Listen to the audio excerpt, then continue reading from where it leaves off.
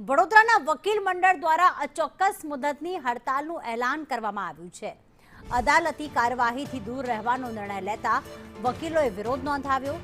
હડતાલના ભાગરૂપે વડોદરા બાર એસોસિએશનના ઉપપ્રમુખ નેહલ સુતરિયા અને અન્ય હોદ્દેદારો દ્વારા કોર્ટના ગેટ બંધ કરવામાં આવ્યા હતા। કોર્ટમાં આવતા લોકોને પણ બહાર અટકાવવામાં આવ્યા હતા। તો બાર એસોસિએશન દ્વારા વિવિધ મુદ્દાઓને લઈને આ આંદોલન શરૂ કરવામાં આવ્યું છે અને જ્યાં સુધી માંગણીઓ અંગે યોગ્ય નિર્ણય નહીં આવે ત્યાં સુધી હડતાલ ચાલુ રાખવાનો નિર્ણય લેવામાં આવ્યો।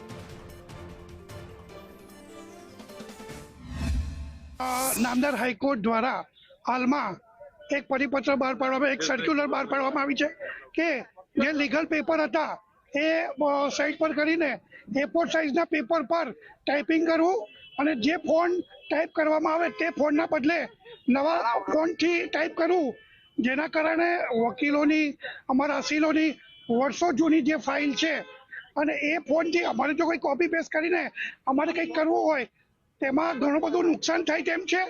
તેમ છતાં અસીલોને બી નુકસાન થાય તેમ છે।